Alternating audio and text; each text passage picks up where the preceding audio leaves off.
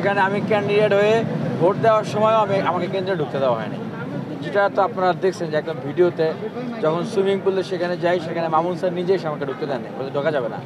আমি যখন টিএসসিতে গেছি সকাল 11টার দিকে, যে ম্যাডামকে সেখানে দেখেছেন উনি কিন্তু আমাকে চেনেন, উনি আমার ডিপার্টমেন্টেরই, উনি আমাকে ঢুকতে দিলেন না, কিন্তু সেখানে অন্য ছাত্র সংগঠনে তারা কিন্তু ঠিকই ঢুকেছে। আবার টিচার্স ক্লাব, সেখানে ছাত্র শিবিরের যিনি প্রার্থী ছিলেন উনি ঠিকই ভোট গণনার সময় সেখানে ঢুকে ওনাকে বাবা সোনা বলতেছে, বাবা সোনা তুমি আসছো, আর আমাদেরকে সেখানে ঢুকতেই দেওয়া হয় না। তো আসলে মনে হচ্ছে যে ঢাকা বিশ্ববিদ্যালয়ের যে শিক্ষার্থী, আমি যখন শিক্ষার্থী, সেই শিক্ষার্থী হিসেবেও মনে হচ্ছে না যে আসলে আমরা ঢাকা বিশ্ববিদ্যালয়ের শিক্ষার্থী, এরকম একটা অবস্থা আর কি। আপনি আসলে এই বিষয়টা নিয়ে নিশ্চয়ই কথা বলেছেন যে কেন আপনাকে ঢুকতে, ওনারা ব্যাখ্যাটা কি দিয়েছেন আপনি দেখেন? শুরুতে যখন গিয়েছিলাম তখন বলছেন যে কাউকে ঢুকতে দেওয়া হবে না। এখন প্রশ্ন যে বিশ্ববিদ্যালয় প্রশাসন 11 মাসেও ছাত্র সংসদ নির্বাচন দেয় নাই, আমরা ফাইট করে ডাকসু নিয়ে আসছি, আমি নিজে আমার অনুষ্ঠান করছিলাম ডাকসুর জন্য, তো তাদের উপরে ভরসা রেখে আমি কি চোখ বন্ধ করে বাইরে বসে থাকবো যে তারা একটা সুন্দর নির্বাচন করে দেবে? যার ফলাফল তো আমরা দেখলাম যে কোথাও হচ্ছে টিক মেরে রাখা, সাদিক কাইম বললেন ছাত্র দলের টিক মেরে রাখা, আবার আমরা দেখলাম ছাত্র শিবিরে তাদের টিক মেরে রাখা। তো এই যে অবস্থা, তাহলে কী করলো তারা সেখানে অন্ধকারে ব্যাকডোরে, যেখানে আমাদেরকে যেতে দেওয়া হয় নাই। এখন আপনাদের অবস্থান কি? আপনারা কি নির্বাচন মানে মেনে নিচ্ছেন নাকি প্রতিক্রিয়াটা যদি বলতেন?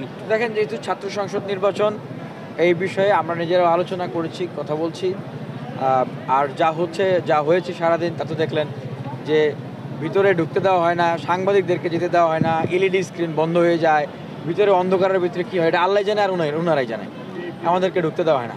মানে এগুলো আসলে কী? হ্যাঁ, কোনোটা 15 মিনিট, 20 মিনিট, একবার না কয়েকবার করে বন্ধ হয়ে গেছে। দেন ভিতরে ওনারা কি করছেন এটা তো ওনারাই জানেন। আবার টিএসসি সেখানে সাংবাদিকদেরকে ডেকে, যেখানে বাক্স খোলার কথা সেখানে সাংবাদিকদেরকে, মূলধারার মিডিয়া ছাড়া তাদেরকেও সেখানে ডাকা হয় নাই। তো এটারও ওনারা কী করলেন সেটা ওনারাই জানেন। যেহেতু আমাকে কেন্দ্রে ঢুকতে দেওয়া হয় নাই, তার নির্বাচন ভালো হয়েছে না মন্দ হয়েছে, স্বচ্ছ হয়েছে না অস্বচ্ছ হয়েছে, হাউ ক্যান আই ডিসক্রাইব? আমি কীভাবে বলবো বলেন? আমাকে তো ঢুকতেই দেওয়া হয় নাই, আমি কীভাবে বলতে পারি বলেন? এখন অবস্থান কি আপনার? মানে অনেকে তো আমরা দেখছি একজন নির্বাচন বর্জন করেছে, আপনার এই ধরনের কোনো সিদ্ধান্ত আছে কিনা, বা আপনি আসলে আমাদের সিদ্ধান্ত বা মতামত আনুষ্ঠানিকভাবে আমরা আপনাদেরকে পরে জানাবো। তবে দিনভর যে নাটকীয়তাগুলো আপনারা দেখেছেন, সেই নাটকীয়তাগুলো আসলে আমাদেরকে নিয়েই করা হয়েছে। ঠিক আছে, ধন্যবাদ। চাই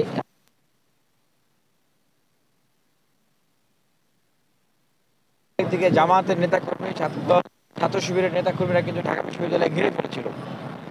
এটা হয়েছে আমরা দেখেছি যে বিশ্ববিদ্যালয়ের যে প্রশাসন, দেখেন তারা কিন্তু সেই জায়গাগুলোতে আছে, এবং এই দুইটা দলের বিরুদ্ধেই কিন্তু যে মানে ব্যালট সাইন করা, দুইটা দলের পক্ষেই সেই বিষয়টা কিন্তু উঠে এসছে। আর এই দুইটা দলই বিশ্ববিদ্যালয়কে কেন্দ্র করে মহড়া দিচ্ছে। সেই জায়গা থেকে আমি বলেছি যে ডাকসু তো আসলে শিক্ষার্থীদের অধিকার আদায়ের একটা প্ল্যাটফর্ম, বিশ্ববিদ্যালয়ের একটা স্বায়ত্তশাসিত জামাত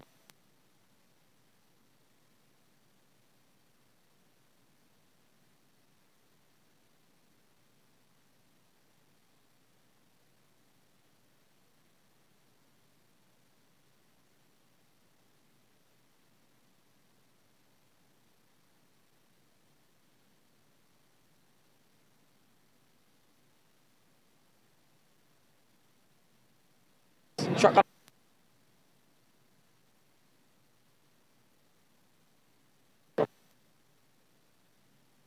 বিষয়ে যাব, সেটা হচ্ছে যে ছাত্র দলের যিনি ক্যান্ডিডেট উনি বলেছেন যে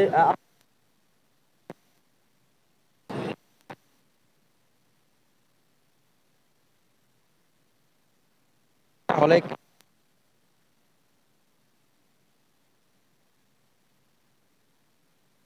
বাইরে পর্যন্ত কিন্তু যেতে দেওয়া হয়েছে, কিন্তু এই 25-এর ডাকসু, যেটা দীর্ঘ 8 বছর আমি প্রেসিডেন্ট বিরোধী লড়াই সংগ্রাম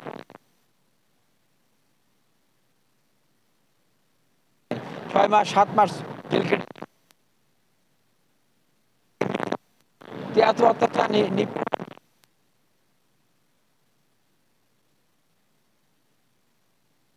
এত ফাইট করে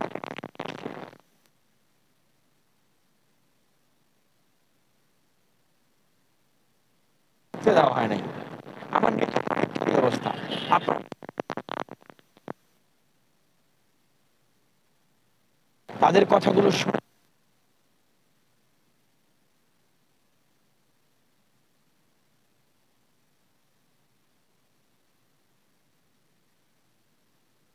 সেন্ট্রাল ভিপি ক্যান্ডিডেট না,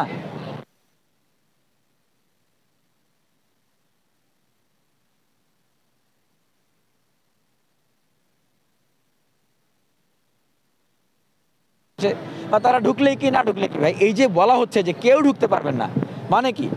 এটা তো একটা ষড়যন্ত্র।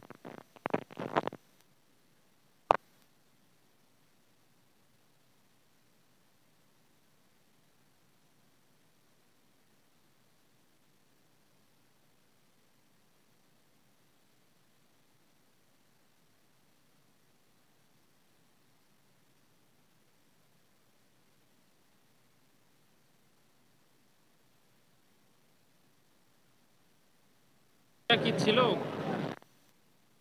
বলতেছেন যে ঢুকতে দেওয়া হইতেছে।